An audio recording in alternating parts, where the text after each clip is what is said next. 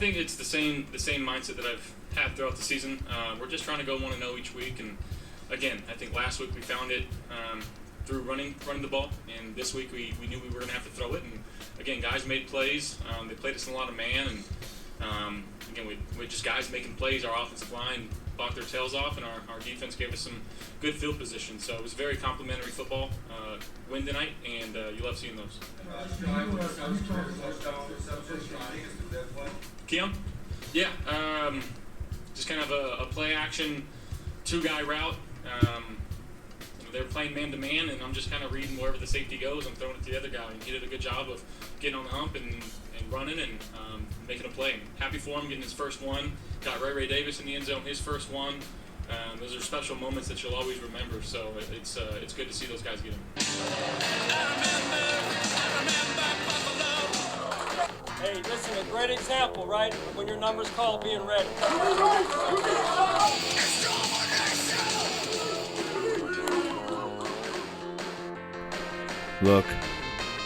Look, I know this isn't your first stop for your Buffalo Bills post-game show, and so listen to this at your leisure when you get to it, if you get to it, but let's go Buffalo!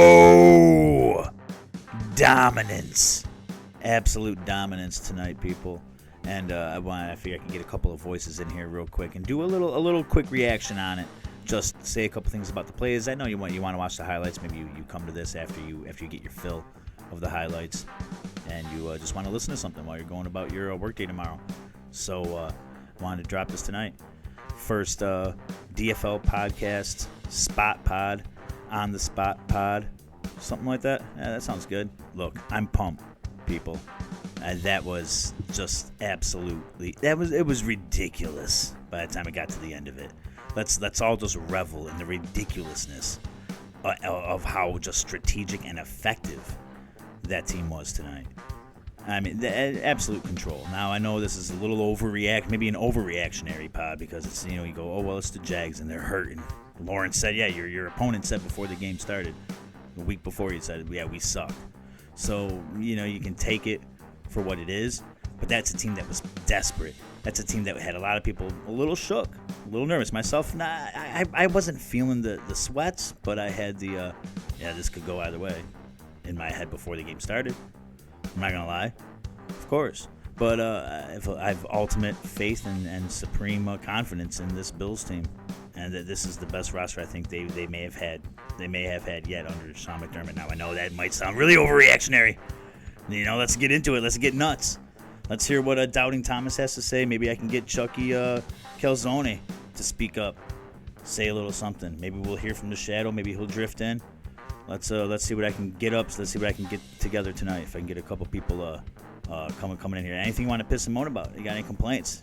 That James Cook drop, was that a little concerning? You want to go there? No, you're not ready. No, you don't. Come on, let's celebrate, people. Let's go, Buffalo!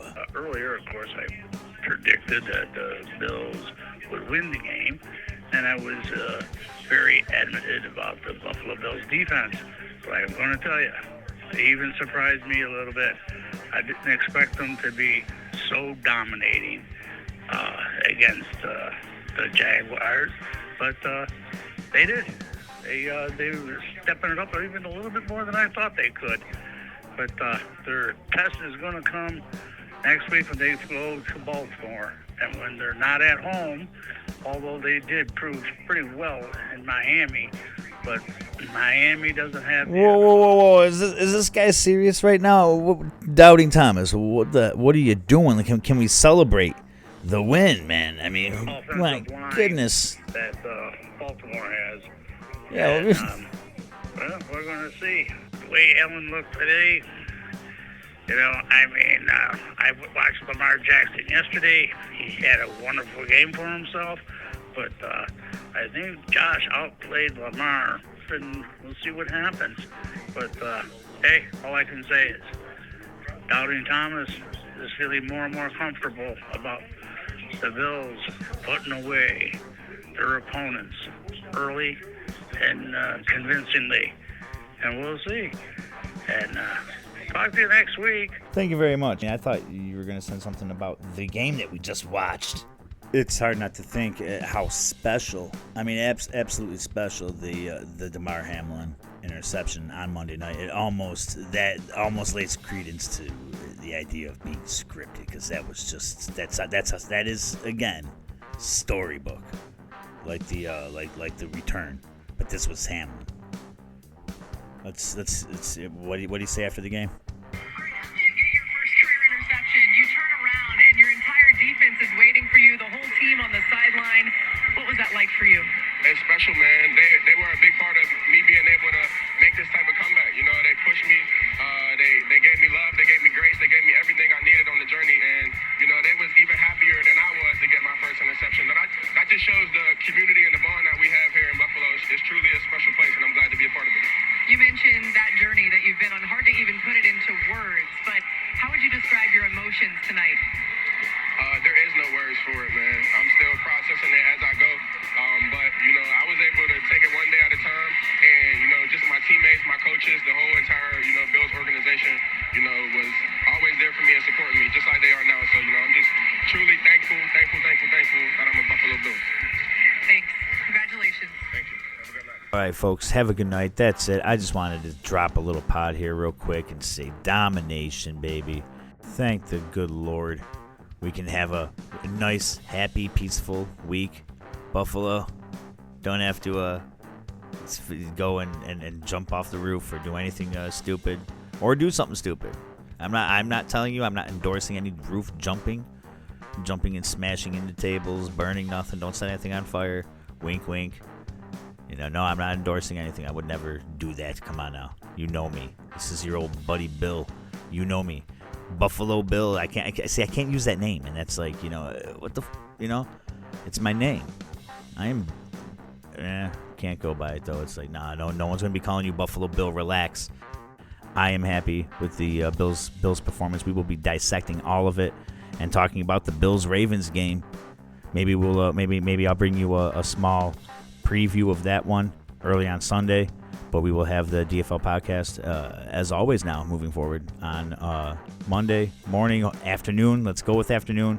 I'm gonna try. I know they've been, this is just getting started, but thank you for listening, and like, comment, subscribe, and you can comment on the video, whatever you want. What stood out to you the most?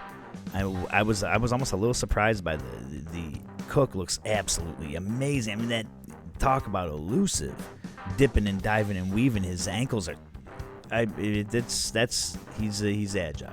Let's put it that way. And it takes after his brother, and looking a little different style back, but just as much of a piece that you absolutely need. And but there's just so many guys though around. Is that more impressive to you? Is that what you're thinking? You know, the use of 10 was it 11 receivers by the end of the night that Allen hit 10 different targets. That's absolutely incredible. Bengals lose 38-33. Look at that. Washington. Jaden Daniels. All right, but you're here for the Bills. We're here for the Bills. Like this video, man. Comment. Subscribe to the channel. You know, subscribe to the DFL podcast. The playlist. It's right there. What's wrong with you? You know you need it in your life. Come on. You can never get enough. You need just another 5-10 minutes of a couple people talking, and another half hour a week talking about the Bills. How can you get enough? You can't. Go Bills. I'll see you later on in the week.